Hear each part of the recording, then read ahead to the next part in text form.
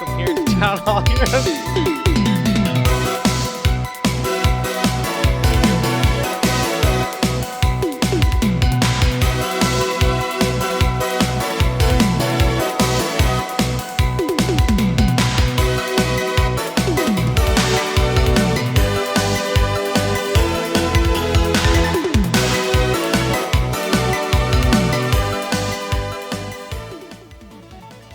Hello everyone and welcome to Town Hall Heroes episode number 133. My name is Solid Jake. We've got Dunk Train, JHow, and QuackNiix for the very first time. Tonight we're talking about, well, community banter, which is just pretty much anything and everything that doesn't fit in our other two topics. The meta discussion, talking about HGC, which started this past week. Then we're going to be going straight into our HGC coverage, followed by potential viewer questions if we have time. But Dunkus, you had a fever. You're back here. How you feeling, buddy?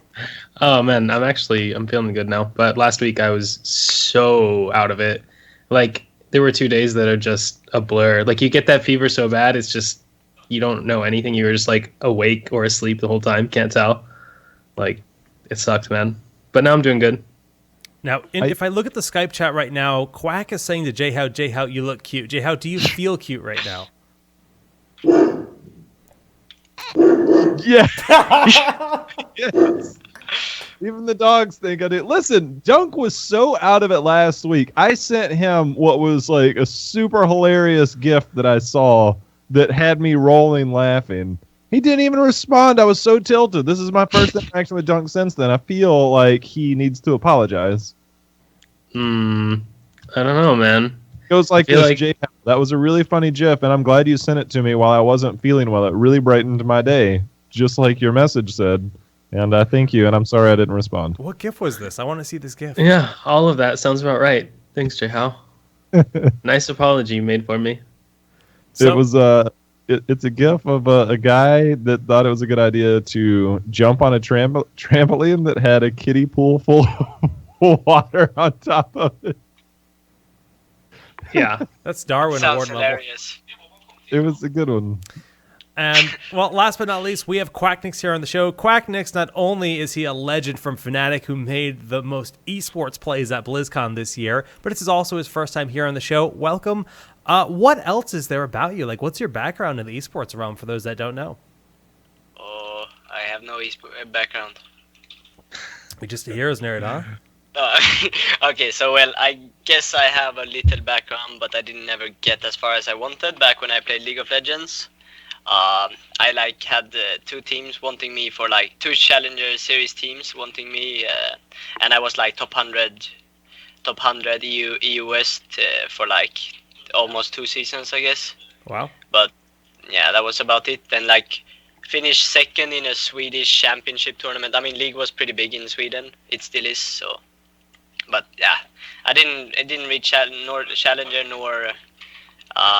Challenger Series or LCS, because didn't get a team in time, and then I just tilted and quit.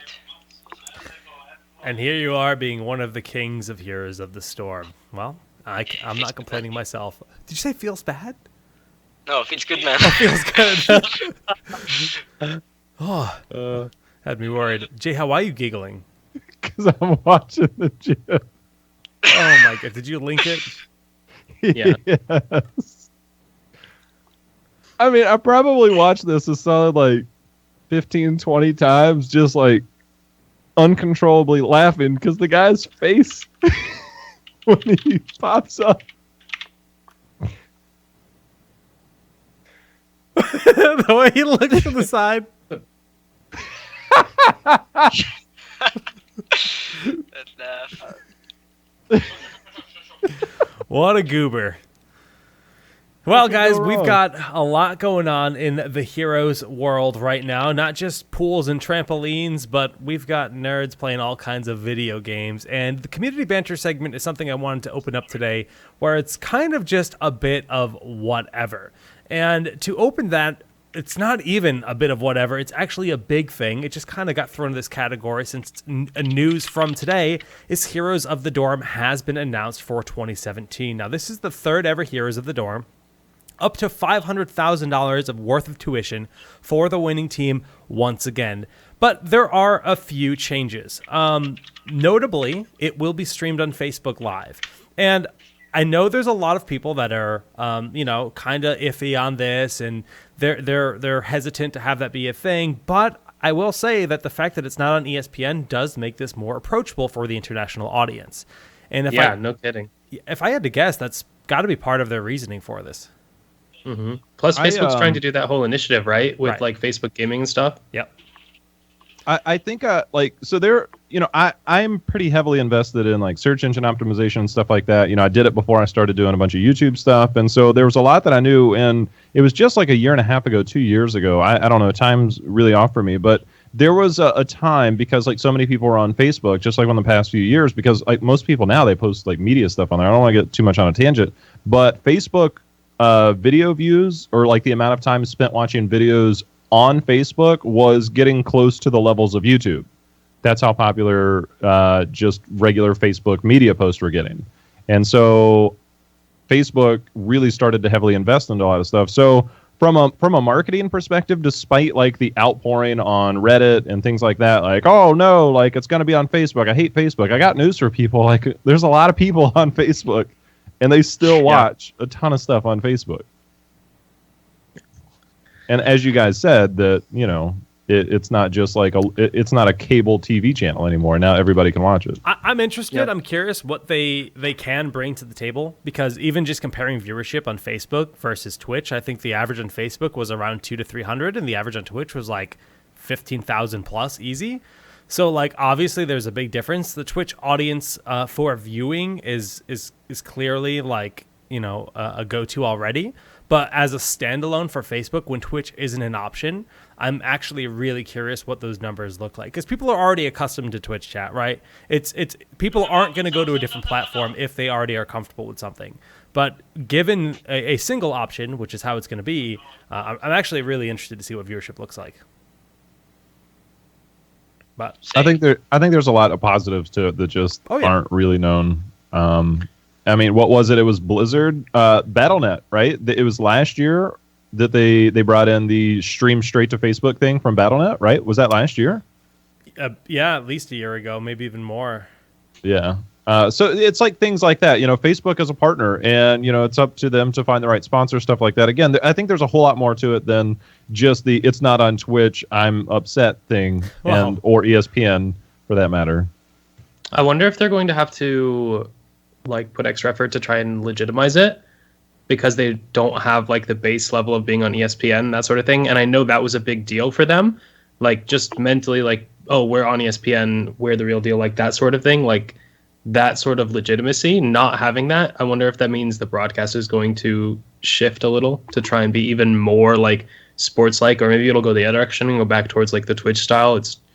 I wonder what effect that will have, because I think losing that like legitimacy base will definitely have an effect on how they create the content. Yeah, well, time will tell. But regardless, exciting news for the dorm teams the college students that are looking to make a dorm team and compete this year. One thing I did want before I close this out, just want to point out, and I'm not even sure on the ruling here, is in the Heroes Open division that we had just last night, just concluded, UTA, University of Texas Arlington, did end up taking the W. Spoilers. They were one of the challengers last year, top team going to the Heroic Four, and they are looking to compete in Heroes of the Dorm again. Now, looking at the schedule for Dorm, the finals are on April 8th. That's before the Crucible, right, JHow? Oh, yeah. The Crucible is end of May, I think, is what we saw on the schedule. Yeah. Based on this, they could compete in Dorm as amateur teams in the Open Division and then potentially rise to be pros. And I'm just really happy about that scheduling, because like a big fear I had was that Open Division and Dorm, if in the event that Dorm did exist, would clash with each other. And that's not the case here, which is good for North America. Europe is never going to get a Dorm, probably. Feels bad, man. Right, Quack? It's okay. We don't need that shit. I'm joking. No, it's really amazing that NA has it, but I don't think it's never gonna become a thing in EU. It's not the same. It's very different. Yeah, it's a very different. You guys have like, I hear that like college education in Europe is a little bit more affordable. What? College education in Europe, It's- maybe not in Sweden, because everything in Sweden's expensive. JHow, we don't have time for your alternate facts about. Oh my God, my face is gone. Well, that's interesting. We don't have time for your alternate face, apparently. Yeah. Get wrecked. Man, feels bad. Who's playing Click the Cookie or whatever it's called? That's me playing with Dunk's particles. I think, yeah, Jake is trying to save me from the green screen monster. the what face explosion in Twitch chat is Dunk gets sucked into the nether. For those who are not watching and listening to the MP3, he's being pulled into the Nexus as we speak. Yeah, I don't know. I think it's going to be really nice. I'm excited about it. Good on Blizzard for sticking to it and doing a third year of that. I mean, it's not a small project. They do a lot in it. Yeah. And they've built a nice infrastructure, so it makes sense that they're continuing forward with that. Before we leave this note, I'm actually going to draw a comparison with HGC and Dorm and put a wish list on what I want to see for the new Heroes Esports website. Basically, this is a team page that Dorm has. And you get like a match record, you get games record, you get some stats about the players, like what their standard composition looks like, their best map. You get all of this data in terms of their role and their most played heroes and how many times they've played that hero. And I think this is really, really great. One thing the HGC website presently lacks is the ability to click on a team and see a team profile at all. And I'm sure that's on their to-do list, but like I just like personally want to stress the fact that if I was a new viewer and I'm just getting into Heroes Esports and I go to click on Temple Storm and I can't see the members, or I click on Fnatic and nothing happens, how am I going to see QuackNiix's pretty face? Like, I'm not. Yeah, it's a problem. It's a shame. Yeah, it's a loss for the Heroes But I community. really think I was actually on that site like a couple of days ago, and it was the first thing I realized because, like, I was looking for it and I didn't find it. So I also not being feel able to click the teams is weird. I feel like that was the first something thing I that noticed should as be well. already on there before they upload the website. It feels like. Chat is saying soon TM. It's on its way. So it's something they've already... Right. That's good. Yeah, it's good. That's good to hear. Okay. Well, that's just a random tangent I had when I was looking at the dorm site today. Beyond that, the other community thing I wanted to call out personally was Kendrick Swish released a new series called the HGC Highlights. He's doing basically a weekly recap of like some of the best moments of HGC. It's an 8-minute video, but considering there was about 24 hours of like Heroes content to consume this past weekend, I think an 8-minute video, if you didn't have time to watch and you want to see some of the most epic plays and get a bit of insight as to like some of the crazy stuff in this meta, it's a great bite-size, format that he's put out. And, big shout out to him because it's really well done. Yeah, I liked it. It was good. Not a whole lot to say about that. Is that your team? Are they popping off, Quack? Yeah, no, it's my brother and his friend. I'll tell them to shut the fuck up. No, it's okay. Quack the Savage just goes right in there. I love it. Whoop some people out of the house. I agree. Kendrick went all in on that, and it was his first iteration. So I think that as a content creator myself, is that you do something and you're like, all right, that was good. I feel good about it, and then like you can find ways to improve upon it. So I think it'll be good to check out. And if that's every Monday, then it's a really, really good recap. I mean, he's spending his weekends working, watching and cutting and clipping live, and then doing VO. That's so much work. That is so much work to do all of that. It's insane. Okay, it should be good now. Quack the boss. Also, Yes. Carbots put out this great video. I thought it was really creative, really well done, just to promote the next Heroes of the Dorm. I think they've created a Heroes of the Dorm video every year, and this one was by far my favorite. But shout outs to Carbot as well. Anything else you guys just want to shout out, community related, websites or anything? YouTube.com/JHow Gaming is a great community site. I'm not ready. I told you I was not ready for this. I don't have a can around. It's all good, man. Well, let's get into the juicy stuff then. Let's transition over to our meta discussion. And HGC did start this past weekend. I think a lot of people were excited, but the teams I was actually most impressed with because they really, really prepared for this. I think we saw a lot of growth even between the teams that played in the qualifiers. And like, the last couple of qualifiers, Teammate in particular, they look like they evolved a lot here on the NA side, going from those qualifiers, dropping Chu, and moving in with a new fifth member and leveling it up. But we do have a bit of a meta that has been formed here in this patch, but we're kind of in a weird situation. I just want to put this kind of disclaimer out there because there's a bunch of bugs in the patch that hit yesterday. There's a bug with Ragnaros. Tassadar just got reworked. There's a bug with Artanis. So like this meta that was defined this past week in HGC kind of isn't in play on the live server, but the tournament is going to be played on a private tournament realm where I don't think it suffers from these issues. So when you are listening to this, just realize like you might see some differences in the pro play this coming week on HGC and of course what you're actually seeing on Hero League. But so Quack, going into this patch, I think Blizzard dubbed this the shield meta with Medivh and Tassadar and Zarya. How do you feel about it? I mean, it's obviously different with like in EU than NA, but Tassadar has been for a very long time, pretty much since Tassadar Tracer came out. It has been a thing, so Tassadar is always like in the meta pretty much, even if he's not played that much. And I think it's really annoying. Like, I don't know, I don't like the playstyle in general. And I don't know, I think it's funny that Medivh is coming into the meta because it's a high capped, like skilled hero. You can do so much with it if you're good with it. It's actually broken. Yeah. So I think with the Tassadar, I think it's pretty boring. Like, yeah, shielding and enabling some heroes, but I think with Medivh it's really fun that he's finally like starting to become more of a meta thing, not only like a pocket pick, I know that like I don't want to ask you too many specifics in terms of like meta and things that you guys have planned, but one thing I noticed when I looked at you guys' drafts, and this was something that from our perspective when we would look at large tournaments, global scale tournaments, was that Korea had this thing to where they would bust out Tyrael far more often than anybody else and with far more results. In 3 of the 8-9 games you guys played Tyrael. Was that something that you feel like you guys picked up from international competition, or was that just something that's just kind of always been on the forefront? Not really. Like, it's just one of those picks. Like, obviously, like it might. I'm not. Yeah, as you mentioned, I'm not gonna go into Right. depth.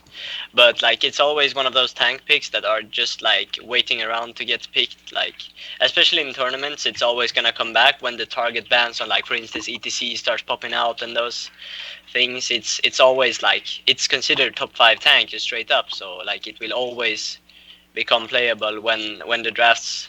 Because the drafts differ a lot from scrims to competitive, because all of a sudden your prioritizations are messed up. So that's why I like certain heroes will always like come back on tournaments and even be first picked. And it will look weird sometimes, but like the teams that are drafting them usually know what they're doing and they're prioritizing them like the way they are because they know they won't get their hands on it otherwise. It was to me, it was a very satisfying thing to see, because we've seen so much dominance with Tyrael play when we get to global stages by Korea. And I'm looking at the drafts. I haven't looked at the bans, but between teams that you guys played against and the games you were in, it was in like 6 out of 9 games, which if we were to go back to last year, I'd probably say it was 0 out of 9 games. Yeah. So I don't know if that was something that might have been picked up like on the global stage because of the dominance that we've seen. But you guys kind of proved that Fnatic's drafts weren't too bad at BlizzCon. So, Okay, good try. We're seeing. No, but like, if we just look at the screen, though, we're seeing a lot of interesting things. Like, obviously, Shrimpy on Chromie has become a thing, which is fun. Nazebo seeing play in both regions, something I actually really didn't expect. But I think one of the topics that JHow and I were talking a bit about the last couple of nights is is just kind of the state of Tychus, where Tychus has been like a prominent ranged assassin for a while. In Europe, he did fine. He went 5-5, I think. It was 50% win-loss. But in North America, what was his win rate? Like 20% or something? 1 in 12. 1 in 12. Dude, the first weekend in North America, it was 1 in 12. And do you think that's on the hero? Do you think that's on the shift in the meta, where, or is it just bad play? I mean, it's really hard to say because there's so many different factors. Like, let's just say, if just without having hubris or anything, let's just say like we face off versus, I'm not gonna say a name, but like one of the like lower tier teams in the HGC, right? Mm-hmm. So even if they pick like Tychus all games in a row, even if we're probably just gonna win 3-0 anyways, right? So like when a like worse team is facing off against the better team, like that can just screw with the win rates. That's true. Like that, because it was like Malfurion was 1-6, you know, before we even like started playing, you know. So that doesn't say anything really. That's true. Not for us at least. So like there's a lot of things like this, but obviously like meta is shifting right now, and I don't wanna like go into depth again with what I feel about Tychus, but I think Tychus has been for a very long time a very consistent damage dealer, because you can usually like pick him very early without getting punished, and he pretty much fits in every comp. You can have him as solo range. Yeah, he's like, no, as long as they have one tank, he's super good, you know. So like, yeah, it's really easy to draft around him because he's a strong key that will always work pretty much. I think there are things you can do to play around him, obviously. So yeah, the thing you mentioned about the weaker teams, I think, is a big point.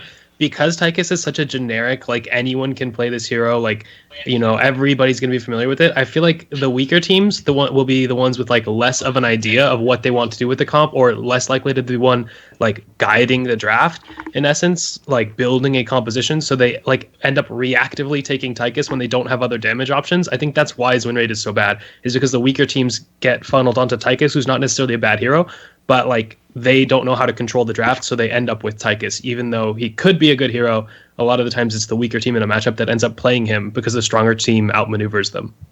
Yeah, I want to ask you this, Quack. Okay, so we actually saw, and this was, we touched on it a little bit before we went live, but when you look at the meta, do you feel that it's giving opportunities for teams? Because we've looked at Europe as Misfits, Fnatic, Dignitas, and now, you know, we've got who did they get sponsored by? The ADRD team? Who's their new sponsor? Team Expert. Team Expert, yeah. So, like, we look at those kind of like a threat to you guys, but when you see the meta, do you see opportunities for other teams to kind of break into that top 3 that you guys have held for so long? I think like whenever there's a patch or whatever, everybody has a chance, right? Because whoever works hardest or like might be lucky to find out something that is busted, you know. If they're the first to get their hands on it, then like, they don't show it to everybody. They can just whip it out, and everybody's like super.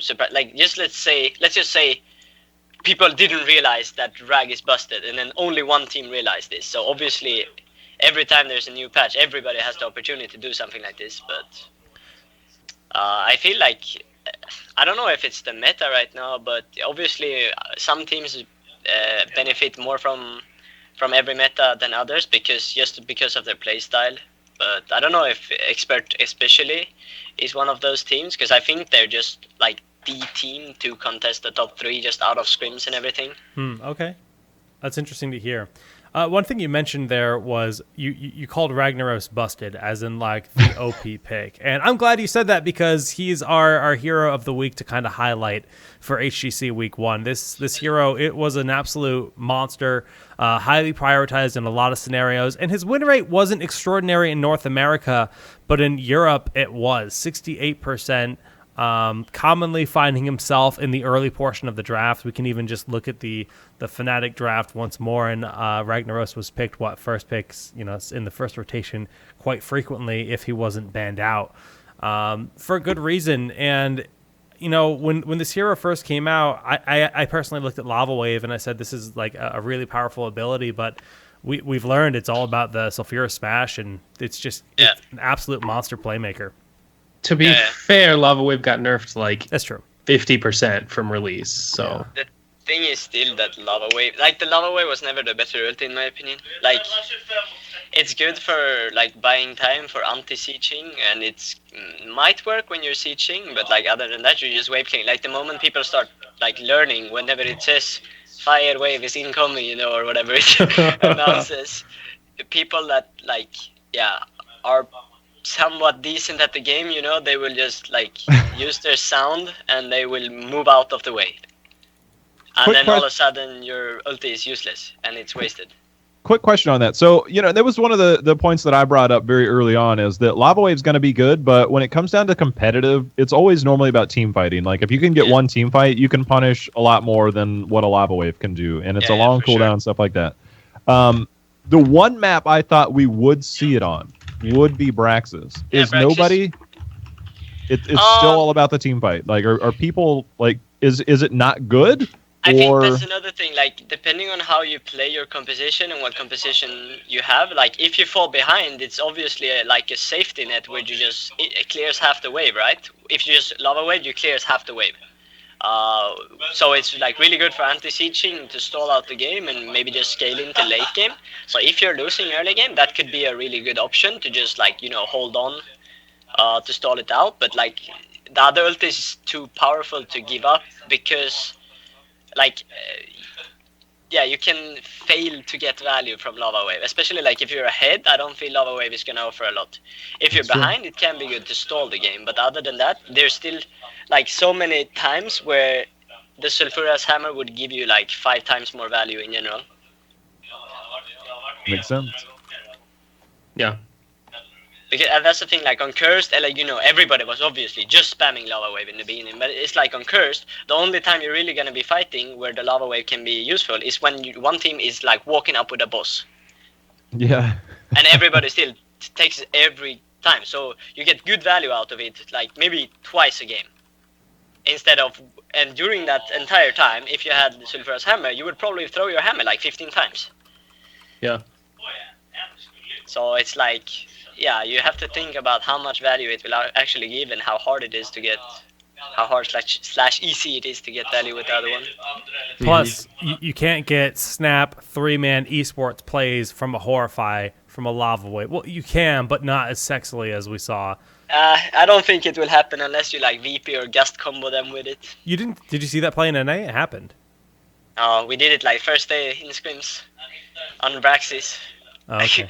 We were sieging Keith and I flew over them and gusted them into a lava wave. It was fun. Oh, and at that point, everybody was like, "Buggish!" But then obviously, one day later, it was like, Sulfurous Hammer is so much better. Yeah. In general. Of course, I mean, it's like a lot of heroes still has the ability where both ultis are viable situationally. But like, in theory, like, Hammer is the go for. Yeah. And I think everybody knows that by now. Yeah, that's what we saw prominently across both regions. Yeah. Okay. Well, I mean, Ragnar is definitely one of the heroes to highlight. Tassadar hero, we can't disregard. He's also going to be a beast coming into this next week. Now, mind you, Tassadar just got changed significantly on the live patch. His shield is a longer cooldown. He's got a full rework. It's much, much more. And he was allowed in the open division last night after the patch had hit.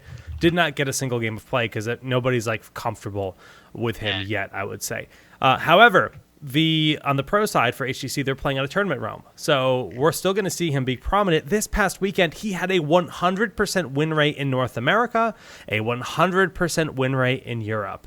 And there were like, I think he had 100% involvement in pick or ban in Europe and something like 92 in America. It was up there. It was surprising to me that the Tassadar thing, I remember going all the way back to, it might have been DreamHack Austin or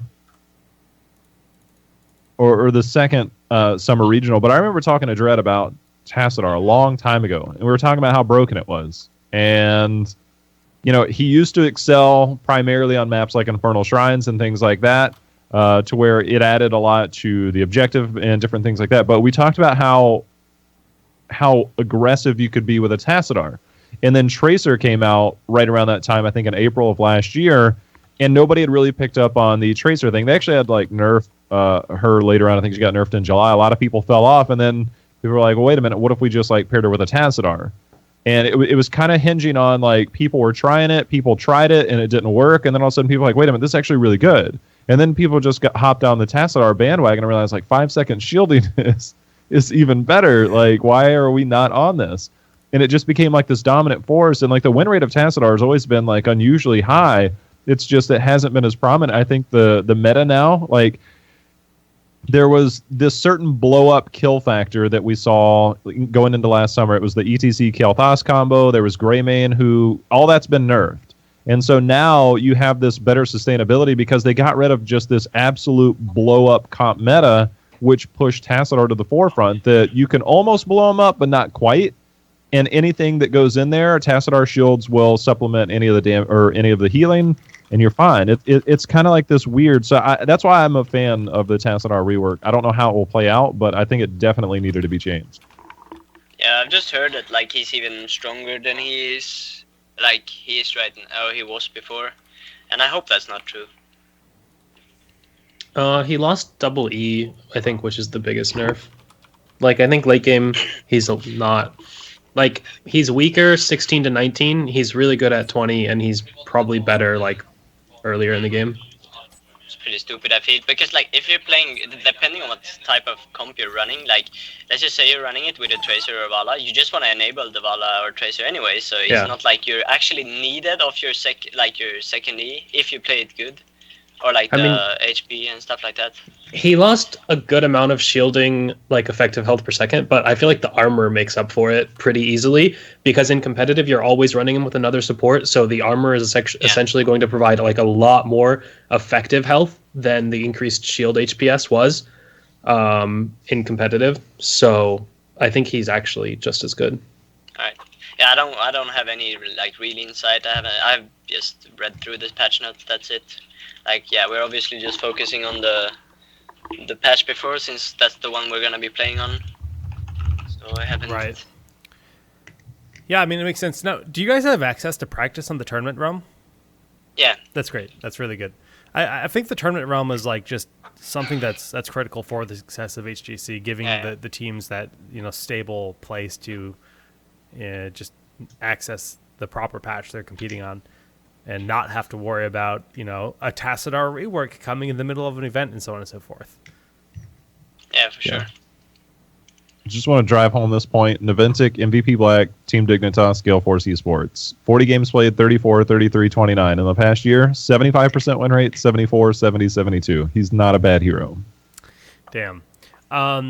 Just because you mentioned all the global teams, you made me think of Ballistics, who apparently are looking for a new sponsor, and that's kind of a big news. I mean, the champions, the best team in the world, unfortunately, looks like their sponsorship is not continuing. Obviously we know no details behind that, but just another thing, a little snippet to throw in there if you didn't catch that news on Twitter. I actually saw a Bakery tweet. If you're looking to sponsor a Heroes team, if you're an organization or you know someone who's interested to get involved in the space and they want arguably the top team in the world, well, check out Bakery's Twitter where he tweeted out the infos.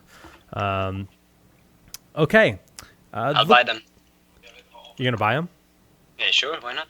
They're the best. All those esports dollars he got from second place at BlizzCon. I mean, why not? It's a good investment, don't you think? I do, actually. So should we invest, boys? Let's do it, man. Yeah. I'll go in. Let's go. Retirement Arcane 8. account. Team Arcane 8, let's go. I can win another championship as an owner. As a player. Let's go. Let's actually just take a break from meta discussion, talk about viewership and kind of expectations, because I think this first week of HGC exceeded my expectations quite a bit.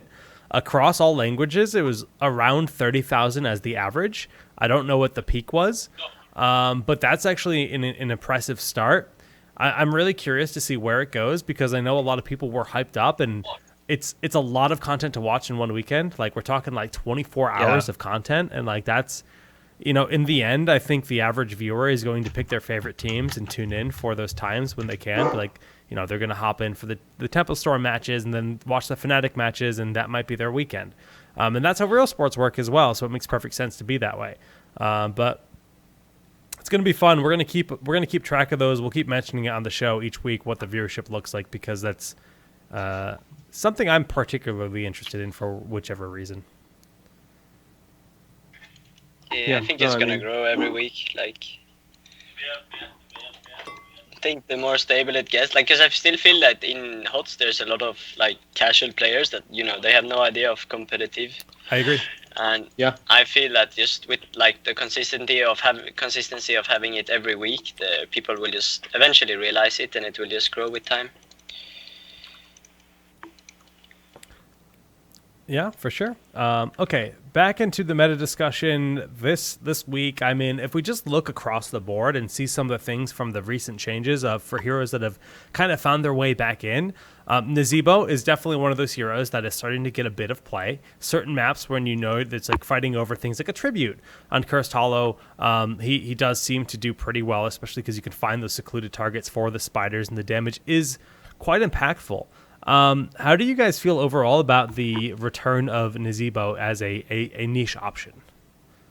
I mean, I still don't think like he's straight up getting back into the meta. I think what Misfits did was a very situational pick where they just wanted the best damage dealer, right? Because they know that game will go into late game.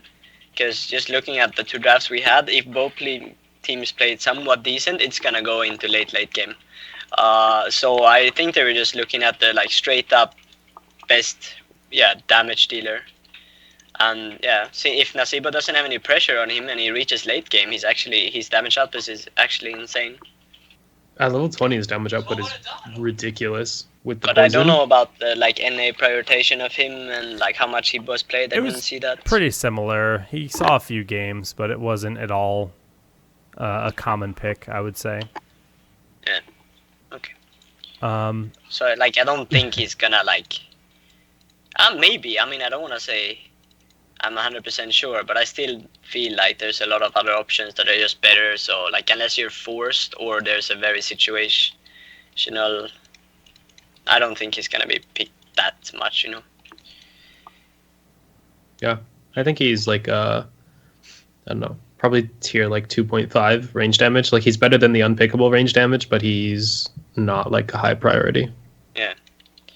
Maybe it's because people like don't force it either, but I think like when you just force it as well, you can get punished so you don't feel it's good, right? Because you're giving up so much good things as well. But we will see. Maybe somebody has a fetish with Nazeebo and bring it into meta. Sounds like Jake. That's me, bro. Anubarak getting picked a bit for the spell shield. Seeing mixed results here in EU. Let's actually convert over to the NA stats. Let me Where they really matter is what you mean. Oh, Mhm. no. Yeah. Do you even The have to high pull skill the NA region. stats here? Hmm? Do you even have to pull the NA stats, Luke? No. It's irrelevant, no? Mouth. Nazeebo, 100% win rate. Nazeebo, 100% win rate, 2 wins, 2 games played. Easy, boys. Tracer 4-0. That's actually the most surprising thing I would say about NA, because she hasn't been that prominent in a while. But with Tassadar, that's such a good pairing. Tass 100%. Murden, who doesn't see as much play as a lot of the other warriors, did go 5-1. I think that speaks for itself. Why are we seeing so like JHow? What do we see? Tass or Murden in 2 games out of all of the games we cast in Open Division? I was so blown away, and I'm glad that we have the meta discussion, because I don't care whether it's Quack or Dunk that chimes in, but every global Murden comes out and he's a beast, right? Like an absolute beast. Like I don't always want to throw stats out there, but he has one of the higher win rates. ETC makes plays, and he's a really, really good hero. In North America, though, like ETC does not fare very well. But Murden, consistently always good. And I'm so blown away at the just disregard for what Murden brings to the table. I'm trying to wrap my head around whether it's just like he's old, he's outdated, we're going to try something new, or whether people just genuinely don't like playing Murden. He's an easy hero to play. He basically gives you everything you want in a tank. You get self-sustain. You get crowd control. You have multiple forms of crowd control. At that, I mean, think your W alone your Q, and then at 16 if you go heavy impact. You have 3 forms of crowd control as a tank. He's beefy as hell. Like, it always, like, I'm still trying to figure out why people are not prioritizing Muradin. I don't know, like, I think, I don't know, yeah, I can't talk for NA, but he is fairly contested. Like, not contested, but he's picked, you know, a lot in EU. And it's, yeah, as you mentioned, like, he has a really good kit, so there's no reason to not pick him, unless you're doing something, like, special, where you need the Tyrell, or you want the solo Diablo, you know? So I think he's being played a lot, but yeah, I can't talk for NA. I mean, 1 in 4 games in NA for HGC. 1 in 4 games is how much Muradin was played. How was that a lot lower popularity though than the other tanks, or are there just so many good tanks right now that like there's kind of spread pick rates?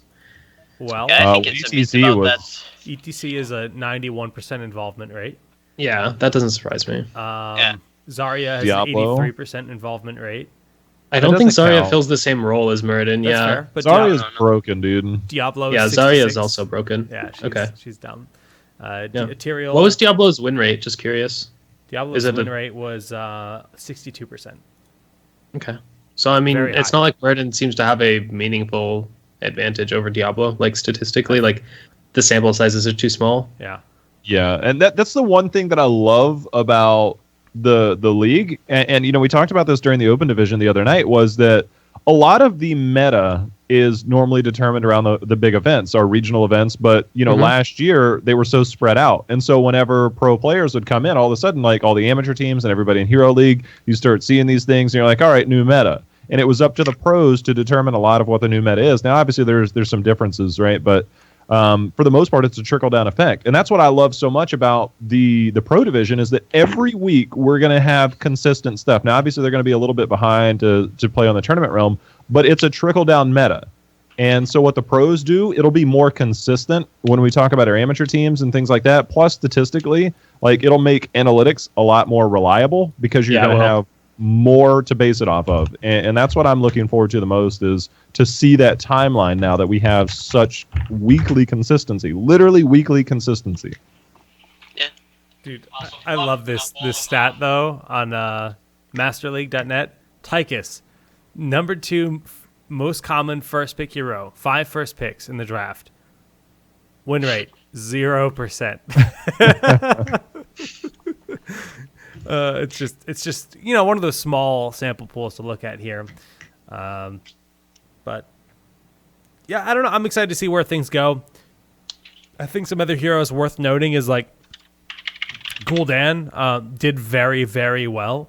He excels. We've always looked at him as a hero that does well on things like Braxis and stuff, but across the board, like, Gul'dan was putting out stupid numbers, like top DPS, like huge corruption play. Just like every time you see a corruption cast, it felt like it was just putting on insane pressure. Specifically, a lot of synergy with Ragnaros, because he allows to set things up for nice positioning and just some nice stuff from there. Sylvanas, like, you know, she's the games she's played in, she's doing well. Is also a Varian. Where's Varian sitting at? Varian, pretty bad. That's interesting. But was there any Gul'dan played in EU? I guess there were. Yeah, it was some on Tomb, right? I think. We Gul'dan? smacked them. Yeah, he was played in EU. Let me pull up those stats. Because I think that's a thing that, yeah, varies from NA to EU.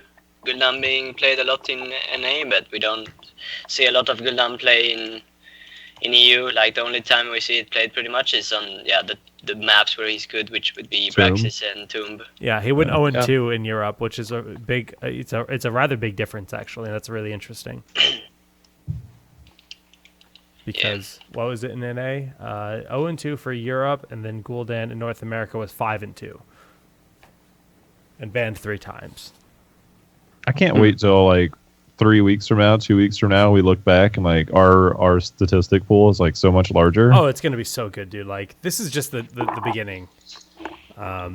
And shout outs to everybody that's working hard for this. I mean, everyone from the Blizzard staff that are working on updating the hero site to producing the event to executing the broadcast, or to just, you know, Master League and D the Hunter and all the community members that work hard to make these things accessible, because this is, you know, it's going to be so fun this year to have this continuous content, this continuous flow of information and stats moving forward, because before it was just bite-sized event and then event, pockets of information that were individual metas that existed and evolved in a single weekend.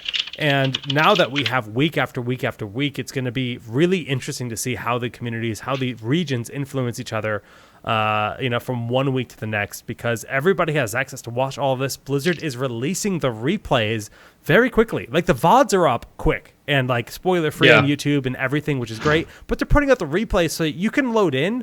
You can literally hit 6 and look at the point of view of player 1 on the right side of the map, the red team, and just hold spacebar all game and watch their point of view and see the way they position, see the way they think, see the way they respond to certain things. Okay, so we're getting into an area to where there's a lot of focus on drafts and things like that. Now, a lot of times, I go back to early last year, it seems like a lot of teams are just like, look, we're relying on scrim results, we're relying on everything else, we know what we wanted. But we've now got a pretty diverse hero pool. The meta is continuing to evolve, and it's getting a little bit deeper. But, so for Quack, do you guys actively, seek out, previous results and drafts to use, or do you guys still rely mostly on scrims and things like that? I don't know, I don't think statistics say too much in general, because there's so many factors that are so irrelevant, right? Just as I mentioned earlier. I think the question for me is, we used to go back and we would look at individual ones. We would look at how you guys would fare if you would first pick this, and there were several things. We've got spreadsheets with numbers that are just, we used to spend weeks on this stuff. And we would think all right, they don't excel doing this, or this isn't, they like this on this map, we can ban it out, or we can find counters to it and things like that. And we would analyze drafts in that manner. And there were a lot of things that were very indicative. And so when we would get into that, if we were ever up doing on the analyst desk, we would go back and we'd sit behind stage and be like, all right, we have their history on this, and we don't think it does that well. And there was times where you could make better educated guesses, or you could prepare more for those moments. And so we would spend a lot of time on this. And I oftentimes wonder, how much teams do that. Now, obviously, it's kind of like analytics versus the eye test in a lot of sports, is that, all right, we know what we see. And as you said, there's so many variables. But I feel like there's some type of percentage value that you give yourself, maybe a 2% extra advantage or a 5% extra advantage by understanding teams' weaknesses or their strengths on certain maps based on some of that data.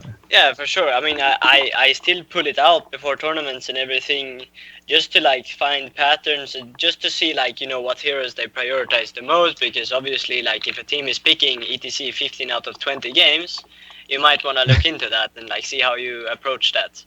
But in general, I feel that no matter what, any team, so in general, they will have different answers. So if you try to counter pick, just a Muradin pick or something, or deny, they should be well prepared enough to just, okay, we don't care, we take the Tyrell then because we got something else in return.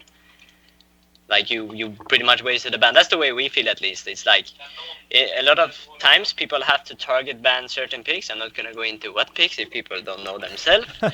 But, you see these target bans on certain heroes, and it's they feel that they're doing themselves a favor, but we're sure, it's really good because and we know if we get our hands on it, we will probably crush you.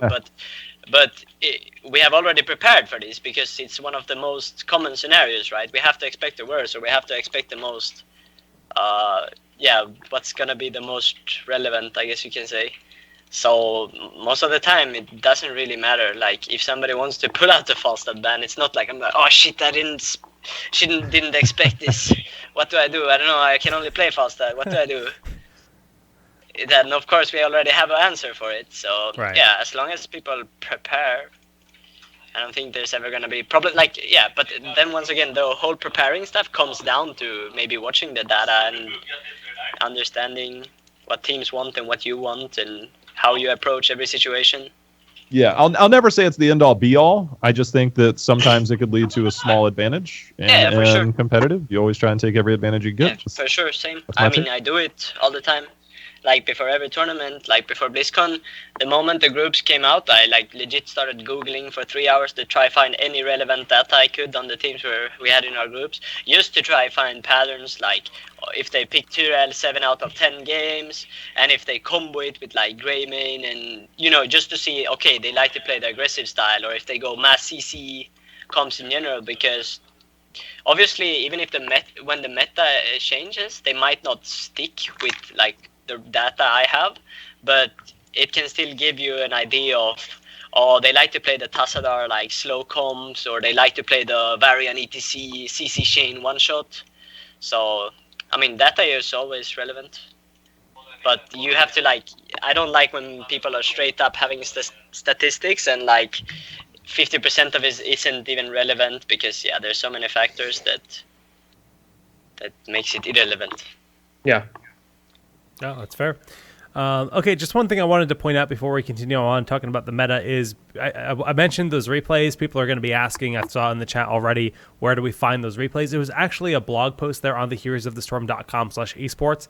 This week it was called Week 1 by the VODs. If you scroll down to the bottom of that post, you can actually find a Google Drive replay pack for North America and a Google Drive replay pack for Europe. So if you want to go check out some compositions, if you're an amateur team or just an individual looking to level up your play, want to watch from the point of view of pro players, you can use those replay files. You download them, you put them in your Heroes of the Storm folder, and it's really a simple process to just download those files and jump in and watch. So cool resource. Good on Blizzard for releasing that so quickly, and yeah. But any other things in the meta discussion you wanted to talk about? I mean, JHow, Dunk, anything standing out to you guys we haven't mentioned yet? I feel like we covered it all. If you include, JHow got talked a lot, so.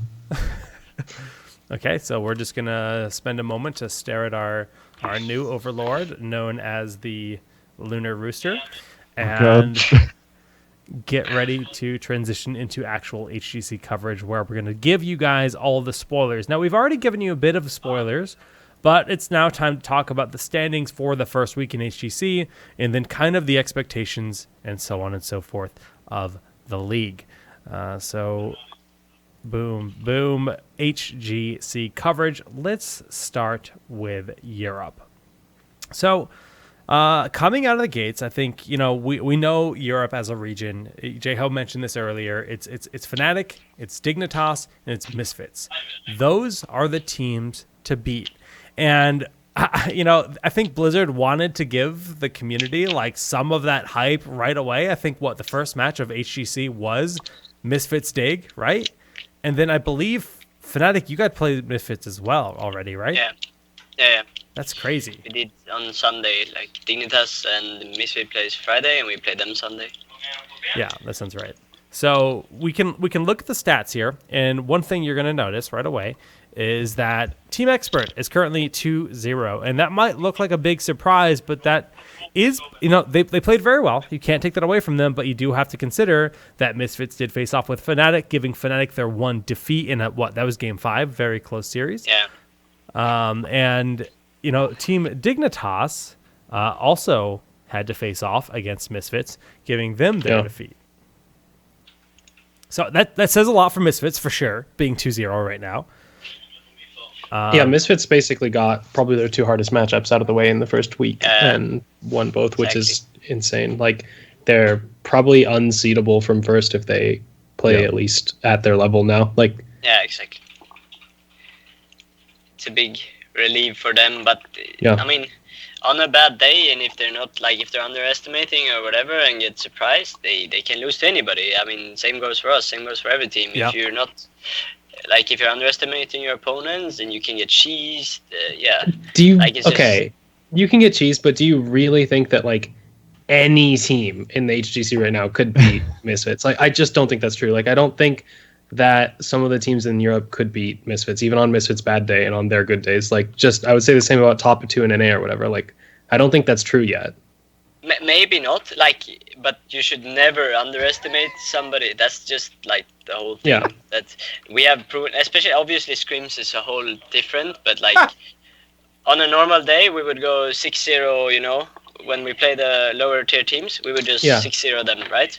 But then all of a sudden people are not like concentrating as much, and we lose 2 games that day. And in tournament, if they're having the game of their day, we're under pressure because we're supposed to win it fairly convincingly, right? And like there's a lot of factors, and then if we're underestimating, people get tilted because all of a sudden we're down 2 maps, then people get tilted because we shouldn't be losing, right?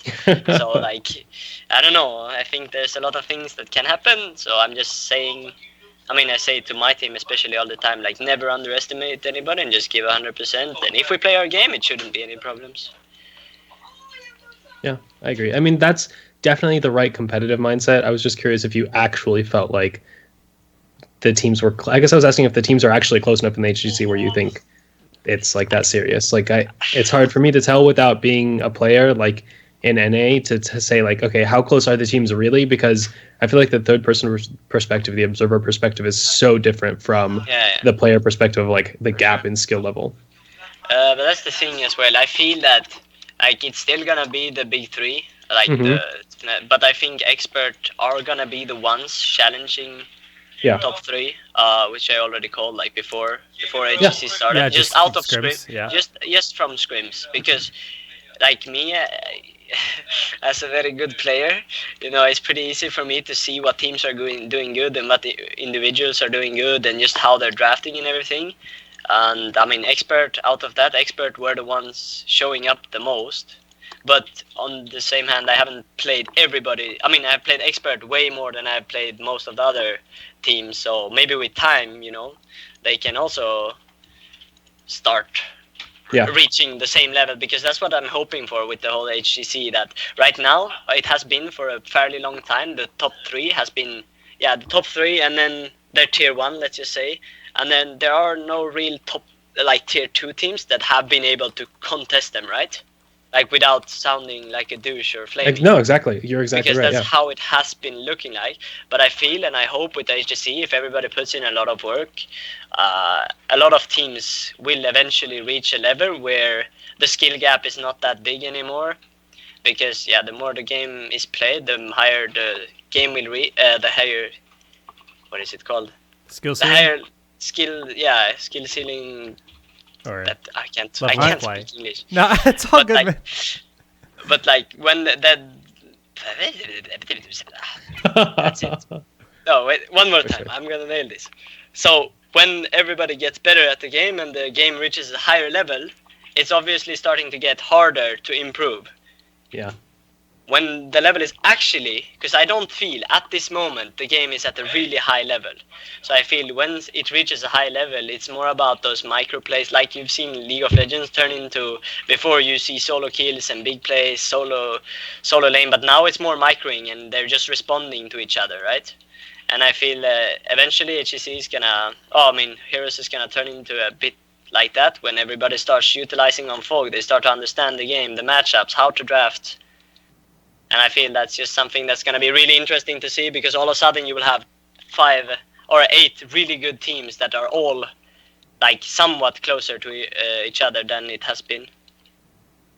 I want to know. Okay, so obviously I've never really been like the pro gamer, right? Like my heyday was back in Halo 1, not 2, not 3, but 1. How old are you? Okay, again? 47, right? Huh? 47, yeah. 47. So my question is, you guys have always been near the top, and I was there at DreamHack Valencia, and you guys had an epic set with Dignitas, but you didn't win. And so then you had to go, like, I saw you guys at Gamescom, like when you guys lost. Like, you guys did not look like you were in a very good mindset. But then you were gifted the playoff. And I was really happy that you guys were able to finally get over that hump. I want to know, like, from a competitive mindset, because I played a lot of sports back in the day, right? So it's like when you beat your rival or you beat a team that you shouldn't be beating, you get to a point now to where you're like, all right, like, I now have the confidence to go forward, and you can carry that forever until you get to your next challenge. Like, did you, like, feel that way, like, after you beat Misfits, and then, like, how the hell do you feel after BlizzCon? Because like nobody would have picked you as top 2. I didn't even know if you guys were going to make it out of groups. Like I was worried. I think the new meta fit you guys really well. But like, where does the confidence from Gamescom transition to BlizzCon to transition to now to look at these other teams and say, you know what, we're better, and I know we are. But as you said, eventually the skill gap's going to close. But there's always like a confidence level. Like, do you feel that? Like, do you mentally feel that after Gamescom and BlizzCon? I mean, sure, but it's the same thing. Like, to never underestimate and just keep working hard no matter what.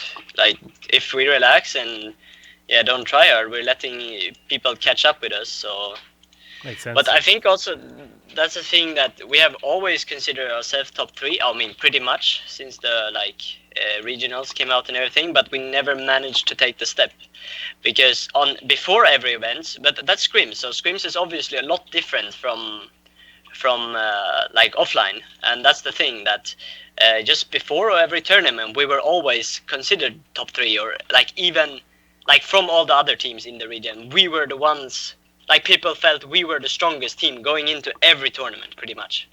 But once we're at that event, we choke, something happens, right, and we don't go as far.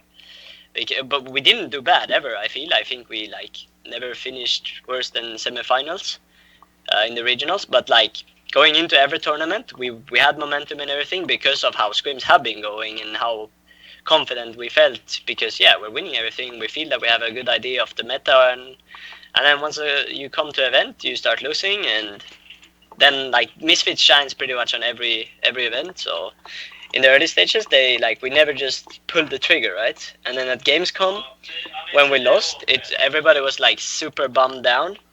But it was the same thing there. I said share the quack up, boys.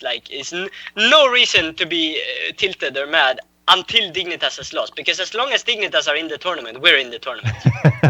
And then obviously that didn't cheer them up at that point. Maybe 5 minutes after. Schwempe even went and shaved his beard. But as Dignitas were starting to win the series, everybody's momentum came back, and we were just so happy and excited that we got a blessing from above, the Overlord Dignitas at that point, and we took it. Some might say it was a bit of a fluke, but then we really redeemed that we are worthy of the spot at BlizzCon. You know, let's kind of just go off on a tangent here and talk about your BlizzCon experience, because you guys ended up being the Western Hope. I mean, going through having the most, honestly, what I perceived as the most stressful games imaginable. Not a single one of your games was easy. It seemed like it didn't matter who your opponent was. The game was intense. The crowd was insane. And the energy was next level. Honestly, I've worked in esports for a decade now. I've been doing this for, as of this fall, it'll be 10 years for me. And it's multiple games, StarCraft and Heroes and Hearthstone and Smash Brothers. I think BlizzCon this year, with you guys, your games, every single game you played is probably the most memorable esports memory I'll have, period. It was just another, I mean, not Dunk's sad right now. He's but we picked Murky. But just the games itself were so insanely intense. What was that experience like for you? Because I've never got to ask you firsthand. I know you went to get some Cheesecake Factory afterwards. That was cool. Yeah. I mean, it was crazy. It was just magical, I guess, because we were when we were going into the tournament, then obviously we were there 2 weeks before practicing versus pretty much every team, and then we get the hint of how good we are. Maybe everybody's not showing everything off, or maybe they're not giving 100% because they don't want to show too much. But just from scrims and everything, we felt that we're in a pretty good seat. We would even rough scale us top 6, because we don't want to be overconfident either. So it's we feel that we were top 6, and then going into the groups, E-Star was the main problem, I guess. I mean, we felt that we would win everybody, and E-Star might become a problem, but right. We managed to win the groups as well. Chinese and at Slayers. that point, we're thriving so much on momentum, and we know that, like, okay, so we made it out of groups. It's worlds. Like, no matter what, we're okay if we lose now. But obviously we're not done because we haven't even showed off our stuff yet. Like, that was just like casual meta drafting, and we played okay, but we haven't redeemed ourselves yet. So we were still like really confident, just because we had so much up our sleeves.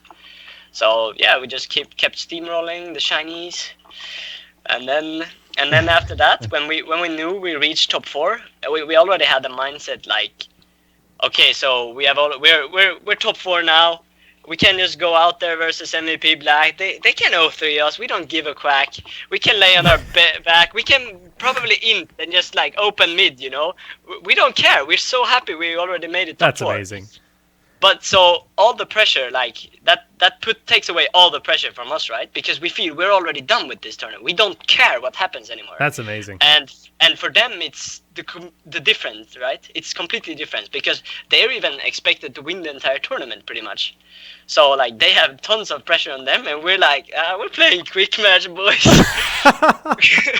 No, but then of course on the same time as it's closing in, we still do all our prep. It's not like we didn't try hard. Obviously, that's not what I'm saying. But we just like managed to. You had already won in your heart, and you were just playing like you just played your best. You just played your best. So we just walk out there and say like, no matter what, just from scrims and everything, we know that if we get like our hands on our drafts and we play it good, we can beat anybody. So it was not like we felt that we didn't have a chance, because you should never underestimate yourself either. But even if we would lose, it was whatever for us. So. What is the conversation during his game? It was the Tomb of the Spider Queen game, and we had some technical difficulties. You guys were doing really well, better than anybody expected. So we have downtime. What in the hell is that conversation like? Like, oh, guys, we're actually doing this. Yeah, kind of. Like we were sitting there laughing, and like, what is going on? Like, and then on the more serious, like we were fooling around a bit, and then on more serious note, we like really made up like. Proper game plan of how we would, after the pause, approach the game and what we would look in to do, what our win conditions are, what we need to be careful of, power spike, like everything that would be involving the game. So it gave us some breathing room and to prepare more. But we were also like kind of like babies or like kids, as I said, like, oh my god, we might win the game. Ooh. Okay, so to further that, MVP Black threw on the core. It's only game 1. How crazy are you guys going in comms? Bananas, like it was crazy. So usually when we win a series, like from any event, like anybody that follows us or watch how we're very emotional, and like some might say childish, but I would say passionate. I don't speak English just now. Yeah, so like whenever we win a series, we would like legit jump up and just scream and laugh and hug each other. Very passionate. Yeah, I skipped this word. Very happy. Before, go ahead. So when we played MVP Black, when we just won the first game, right? It was a BO5, so we wasn't close to winning the series. But when we watched the first game, we were going mental. We were going as we went when we qualified for BlizzCon. It was crazy, and obviously it's a lot different when the stage is so big and everybody is like, I don't know how many it was, like 5k people standing up cheering as well. Yeah, you get so much momentum. It was actually insane. You can feel that roar on the stage, right? That shakes the stage when they cheer. Dunk's reminiscing of the BlizzCon prior, and while we've got Dunk, feeling a little bit of passion, let's just go back to this moment here. Oh, give me that eyebrow wiggle. It was actually insane. Like whenever you get a kill, I feel it's always gonna be that though. But I would like everybody to cheer kinda equally much. When they do something good, then we do something good. But it's never gonna be like that because obviously when all the NA teams were out and we're performing super well, all of a sudden like everybody's our fans. Mm-hmm. So. Do you think that helped you guys a lot? Yeah, for sure. I mean, we're pretty momentum based, and obviously when it's going well and you have the whole crowd's support, it helps a lot. Yeah, I agree. I think crowd like energy and involvement is a really big factor at esports events, at LANs, and I think it's a concern for the HGC teams that they're kind of losing out on that, like the lower tier teams. So I was going to ask you this earlier when you were talking about how much it took you guys to break into the top 2 or top 3 of Europe, basically, like to basically actually show that you belonged on that tier 1. Do you think the amount of times you got to go to LAN events helped with that? Because obviously it wasn't your first LAN event where you finally got top 2, made the playoffs or whatever afterwards. Sorry, tiebreaker. So do you think all those LAN experiences helped and that's why you were able to do it? Because I'm concerned for the like 4th, 5th, 6th, 7th, 8th teams in HGC who are going to get no LAN experience this year. Yeah, that's the thing as well. I think it's a bit. I actually talked to that with my team a couple of days ago. It's pretty sad that like probably a lot of these teams that are really good and might do a really good showing, they won't reach the LAN events, and I think that's pretty sad. But yeah, that's just the way it is, I guess. But I think it helps a lot for sure.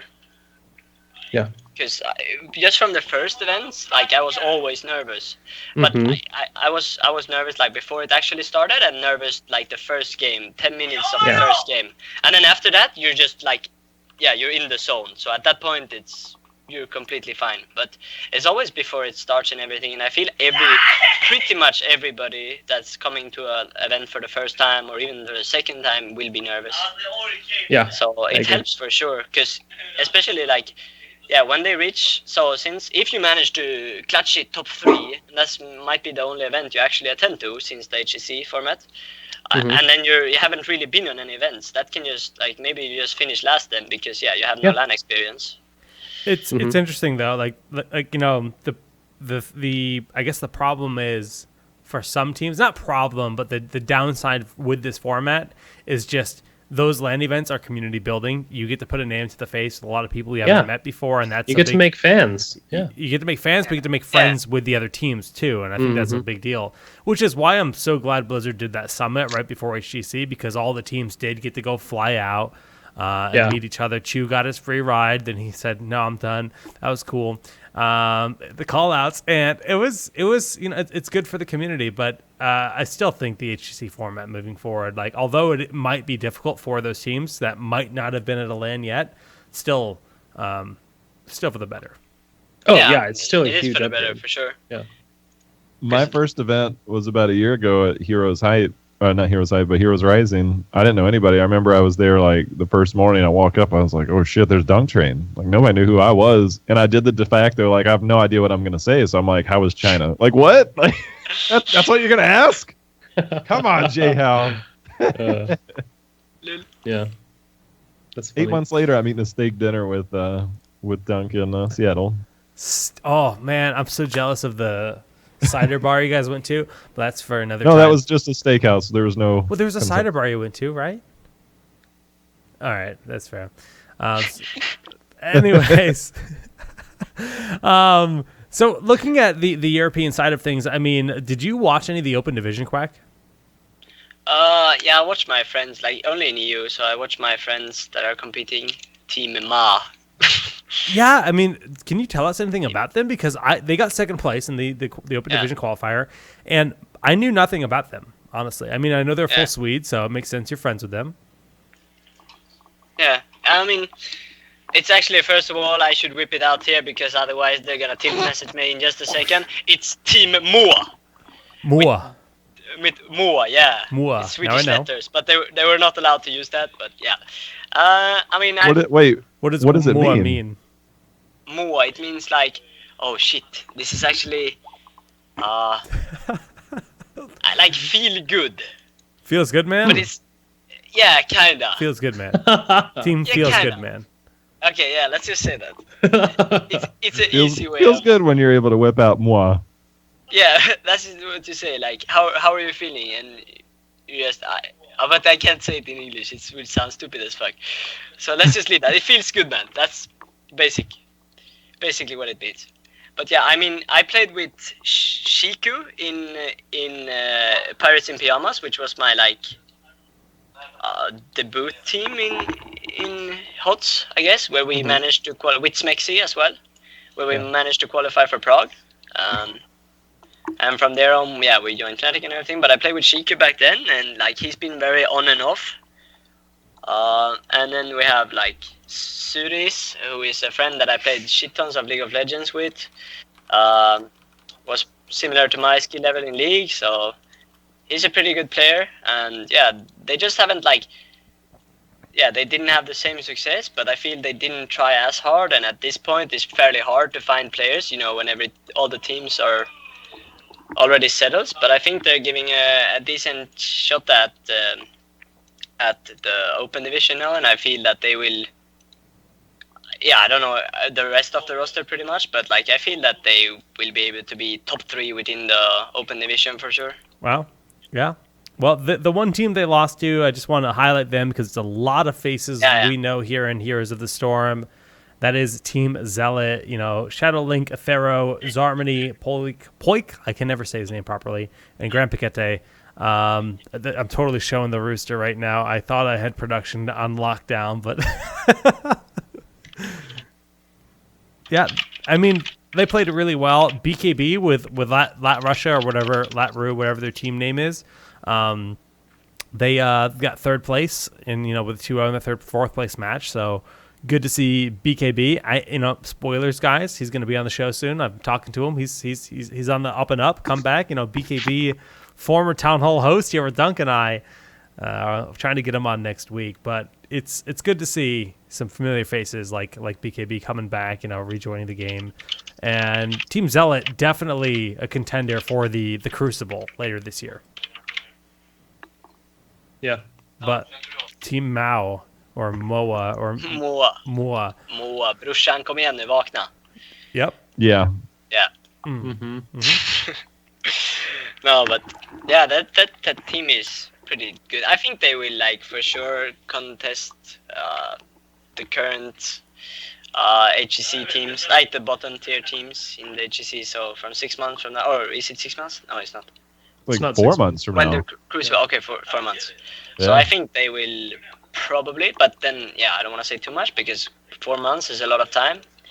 Maybe the other teams come better or whatever, but I feel at this point they should be in the HGC. Like they are a top 8 team. Time to Interesting. get good.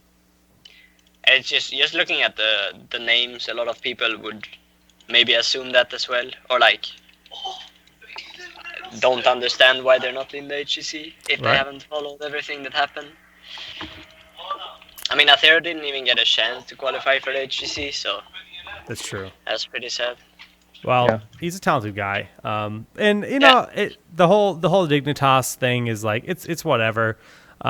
He was only on there for a short period of time before, you know, BlizzCon even, and I thought he played well enough, but it's good to see him like, you know, go through a situation where he was like, I don't know if I want to keep competing after not qualifying for BlizzCon, and then being brought on to Dignitas, you know, maybe not performing up to expectations because he wasn't practicing.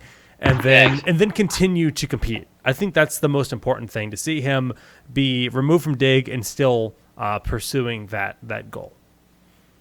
Yeah, he's getting kicked down and then he's standing back up. Yes. Is that the saying? No. You got it. No, it's good. I know what that means, right? Nailed. No, what? Did I not nail it? You nailed it. No, you got it. Nailed It means one thing though. It's Yeah. time for another player to come out of retirement. JHow, look with me. JHow, look.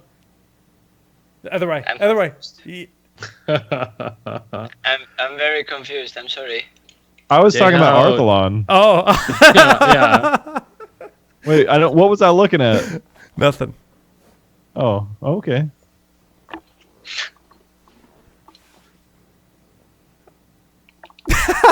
Silence. Oh, I love it. Nice, boys. Look at Excellent. chat. Chat's blown up with the dunk podcasting. tray.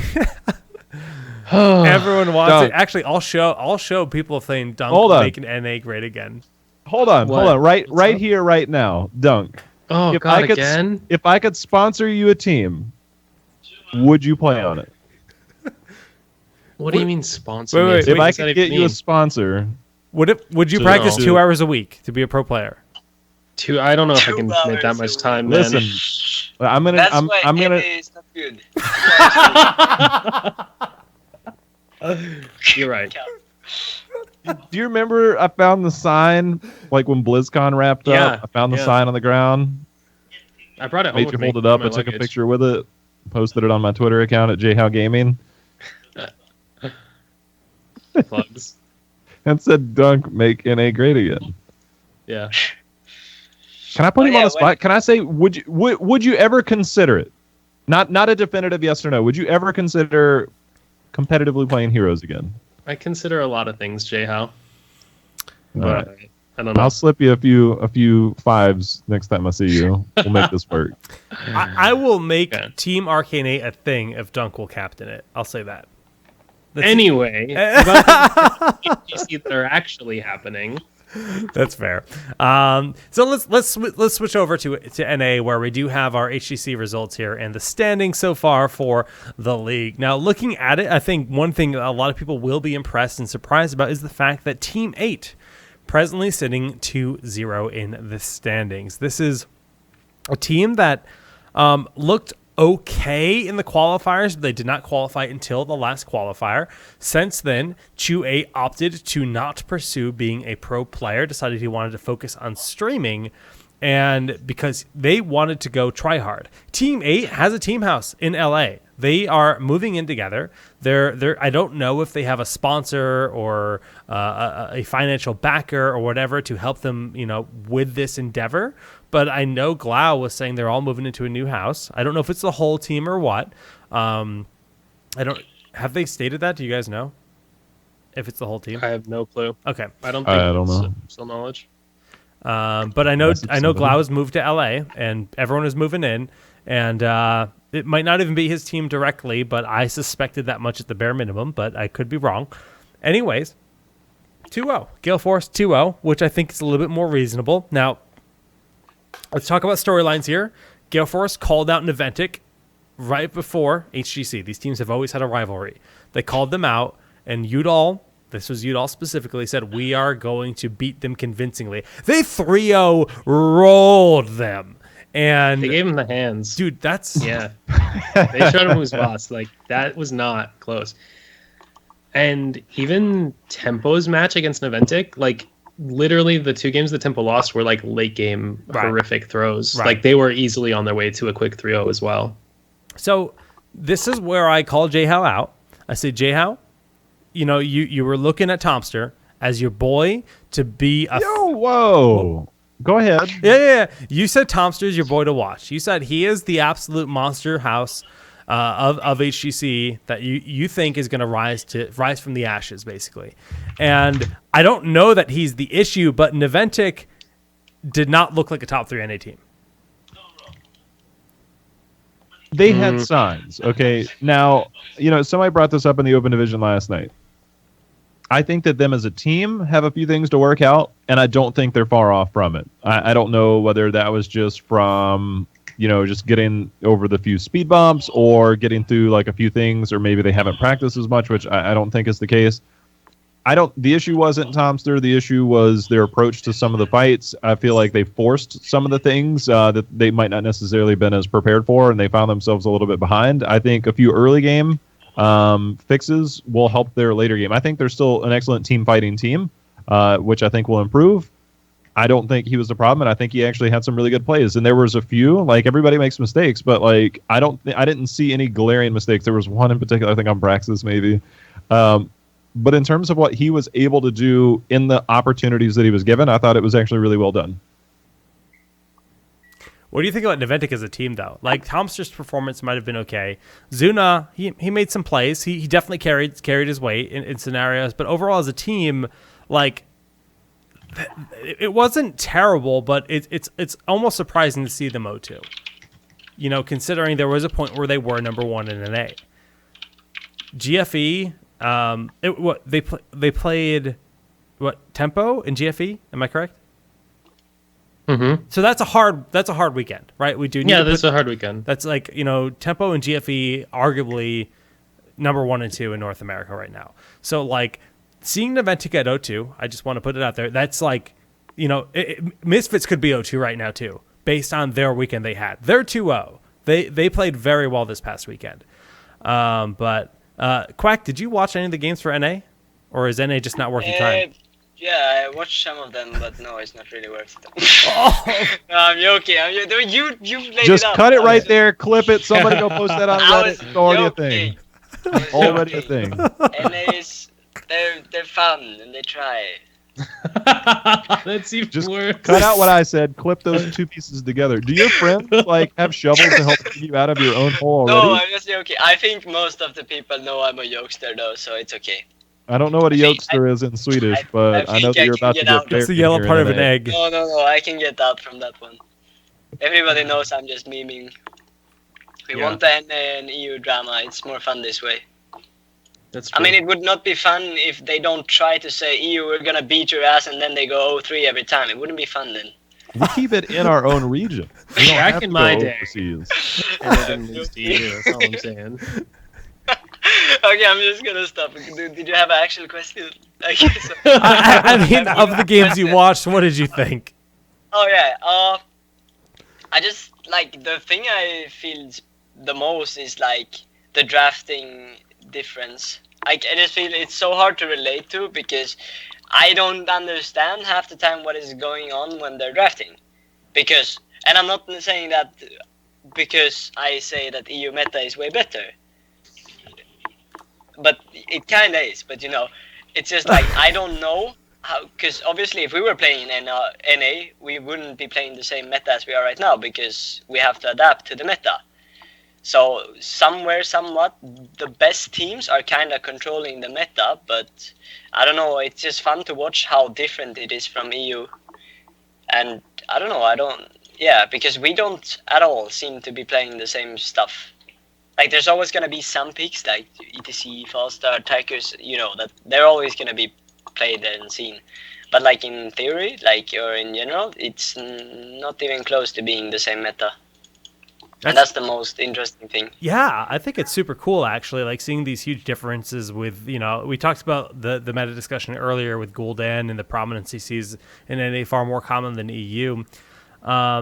But let's just kind of talk about the standings a bit more here for North America and kind of like I want everyone's expectations moving forward. So Naventic, they're sitting in 8. That won't stay the same. But B-Step also sitting in 8. That's the former Denial squad. Denial is far from a team you can slouch on.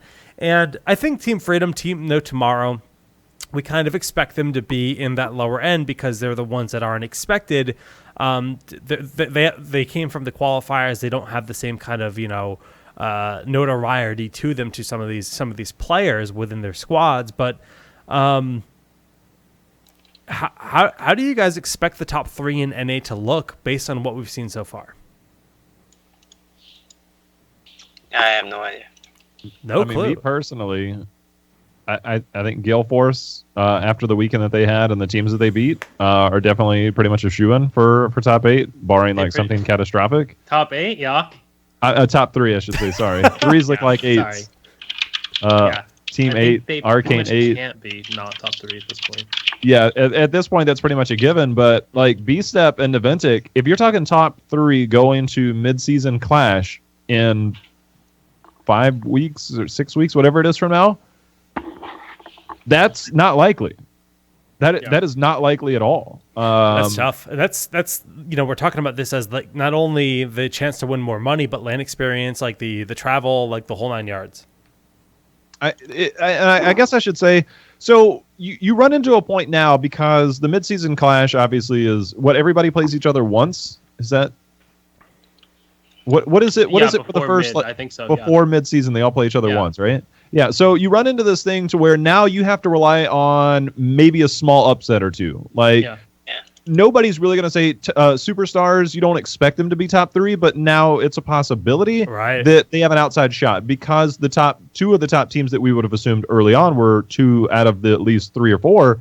They now are going to have a much tougher hill to climb. So you have to have teams like.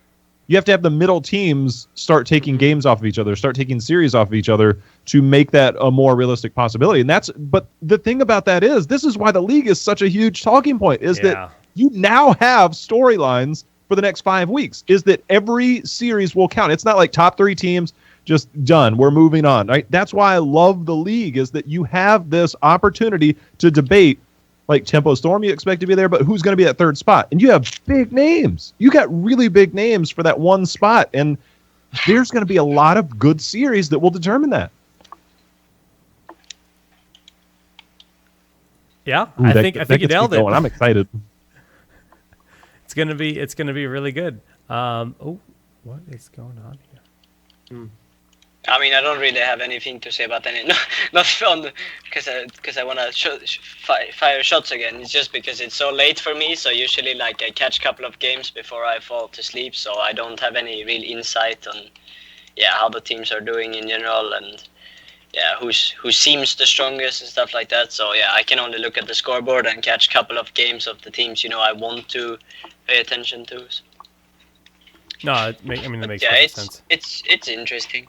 I feel like we need another week before I can really predict who's going to be top 3. Because next week in NA, or this weekend, I guess, so we'll get to see more matchups. Because right now, all the teams in the middle kind of the standings with only one match, it's hard to say where any of them fall power level wise. Like, obviously, Tempo Storm should be really good, but I mean, like, I don't know if Superstars, Freedom, No Tomorrow, I don't know if they're going to be punching bags for all the other team and everyone should expect free wins, or if they are actually capable of taking games off, because that could have a big determinant on, like, whether Team 8 is going to make top 3 or, like, if Naventic can climb back up. Like, I think we need to see more about those teams. I think so for sure, especially now that this meta, at least not in EU, the meta is not settled at this moment. So I'm assuming it's kind of the same in NA.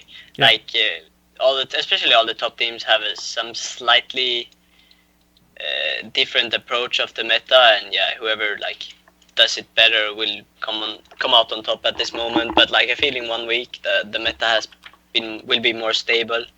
I'll put money out there that say that you guys won't be running Chromie against some teams that you have a bit more respect for. That we will or won't? You won't. Okay. I know what your strategy is. How and much why money you Jay? run it. Let's Like go. they have 2 heroes that they like to run against another hero. It's not a secret at this point. It's been out for like 6 months, but there's a reason. I think against other teams it might. I like it. I like seeing it, but. I got a feeling that you guys probably won't draft like that. No, of course I'm not gonna say anything, so I'm just. I know. I'm just saying. I'm putting money on it. If I see Chromie again against like one of your top flight teams, I love it. Yeah. But I don't know if you'll have the opportunity to. Yeah, no. Like the thing is also like, you don't know what's going on under the curtain, so we like usually like test our best, like put our best scrims at test in general versus the better teams. So like when we play Dignitas and Misfits, we obviously like we try more stuff versus the other teams, but then when we think something is good, we will test it like for sure versus Dignitas or Misfits and like try see how they react to it, and obviously find out if it's that good or not. It was the same that we were doing at BlizzCon. Like we whipped out everything we had versus Ballistics just to show ourselves that our shit is freaking good. So like that became a problem though, since we managed to reach the finals, which was not planned, where we had whipped everything out. And when we're playing the better team, we need some kind of like pocket strategies. So that was a a big thing there. But JHow, I must say I was happy they went Chromie though. It made me feel good. I love playing Chromie. It's like there was a post on Reddit. It's like, what's your like anti-tilt hero? Like for me, it's like Abathur, so I can just go like AFK stuff and not have to worry about dying. But then the other one is like Chromie. Like when I want like 100 to 0 somebody, I'll go like W build. I thought you were a Butcher guy. I thought Butcher. Butcher is like the. That's his meta. That's his like hero league. When I don't want to die, you heard it here, guys. JHow is a Butcher Chromie Abathur player. That's the. That's the kind of guy that JHow is. Where I'll play all 3 at twitch.tv/JHow4. Oh no. Of course he's a Butcher main. He's a giant in real life. That's true. That's true. You make a great point. Fresh duck. I'm actually terrified. I feel uncomfortable. I don't. I got my Rexar impersonation. I want to see. Just stand behind me. I have Gust. You have Gust. I can protect I'm you unstoppable. Yeah, so I guessed your team and we kill you, pleb. See, you don't, Until you I don't kill think. your entire team You only by play. going. You only Until I play kill your with whole team by muscles. going the one true heroic furnace blast. No, yeah, you don't understand. You only play with your muscles, no brain. If you're gonna charge into my team, I will guess your team away, and then all of a sudden I create a 5 versus 1 situation where you're gonna I'm be aware dead of in what a half a Might second. Gust does against an unstoppable butcher that can't be gusted away while the rest of the team goes away. But what I'm saying is that I will murk your entire team. I guess that He counters your of course, but I 5v1 don't argument get mine. with the casual 1v5 argument. Yeah, right. easy. Yeah. Easy. Game. Okay. Easy game. As I have my Chromie sitting in the back, dropping off, 37-year-old hits 5 people as they cluster up, and I burn his blast off. I mean, yeah, keep dreaming. Don't let your dreams be memes. I'm gonna make you play on the West Coast server, so it makes it a little bit more likely for me. Sure. I can play with the 300 ping. I think I'm okay. As long as I'm playing versus the 47-year-old butcher main. Turned Butcher. 48 in 2 days. Oh, nice. Happy Butcher Day. Butcher. I'm just kidding.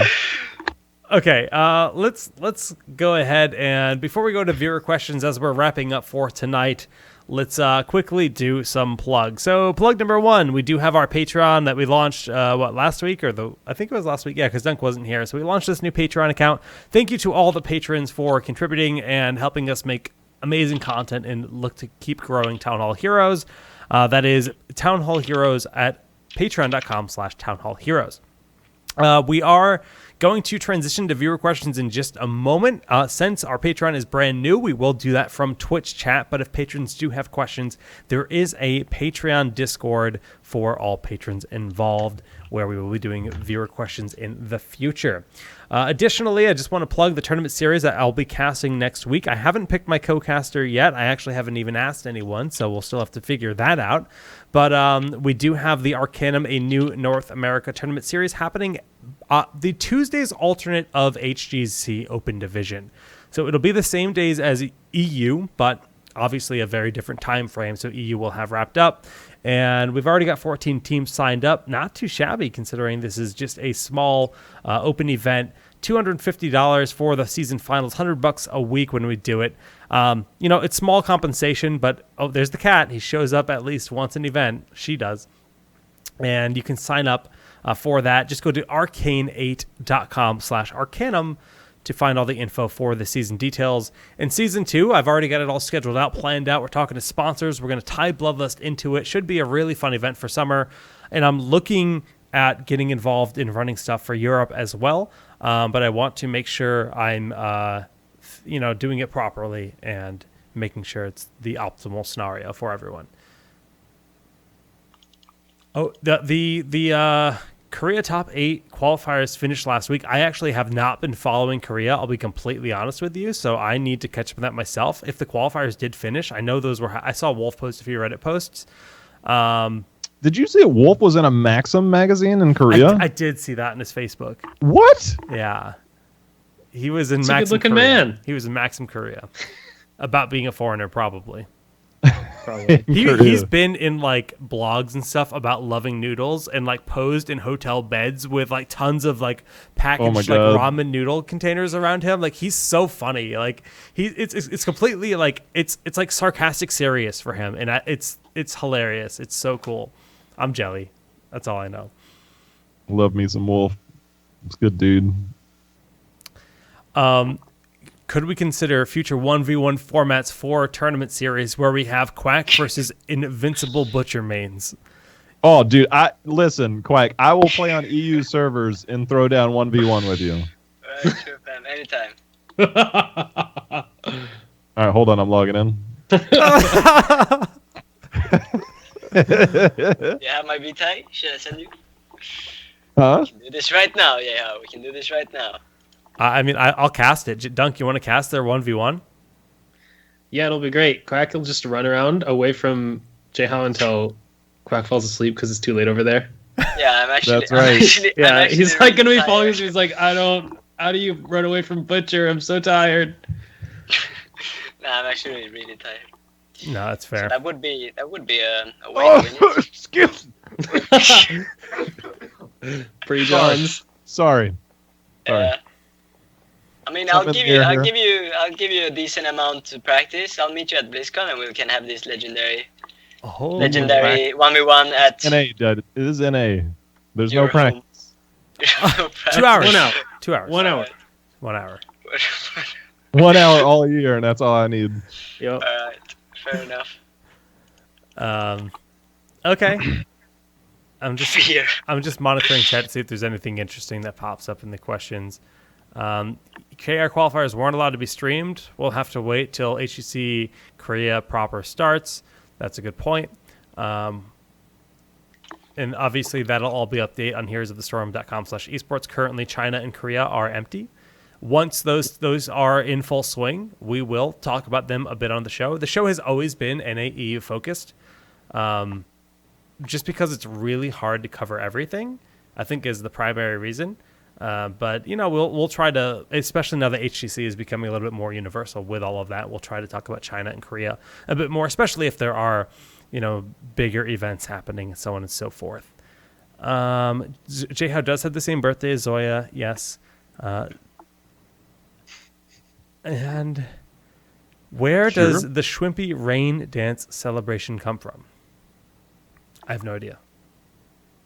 QuackNiix. I don't know, it's just a thing. Like, he did it randomly, and then we encourage him to keep doing it, and then when he feels it, he does it.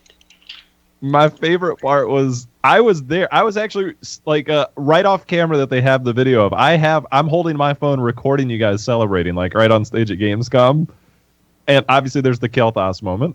But then 4 of you are going bananas. And right beside you, just Schwimpy by himself. I'm like, what is happening? It was so awkward. No, it was so good. It was so good. Yeah, I don't know. Breeze is, I don't know, he's pretty stupid. He's still a kid, he's learning. But he does these one-way bets. No, but he does these one-way bets all the time. So Kel'Thas is like, oh, if you guys win and qualify for BlizzCon, I want you to scream Kel'Thas as high as you can 5 times. And he's like, okay. And then he does it. And he's That's like, it. Yeah, that's it. That's the whole story. Yeah, he doesn't want anything in return. And then he's like, with Schwimpy, he bet his hair. He's like, if you can eat your plate, I'll dye my hair brown. If you can eat your plate? Yeah, like a full plate of like food, a buffet what or he something? ordered. Oh, okay. No, it was just like a casual pasta Were you guys in America? dish. Yeah. That's why. And Brice is like, I bet you my hair that you can't eat that. If you eat it all, I will dye my hair. And Shrimp is like, okay. I mean, it's a one-way bet. Breeze can only lose. He does it all the time. No, the secret is he already wanted to dye his hair. He just wanted to make it all. I don't think so. He hasn't been outside ever since. Oh, God. Nice. That's awesome. But You say he's a kid, but aren't you only like 2 or 3 years older than him? Bro, there's Breeze in chat. I mean, I'm 21. I think Breeze is 12.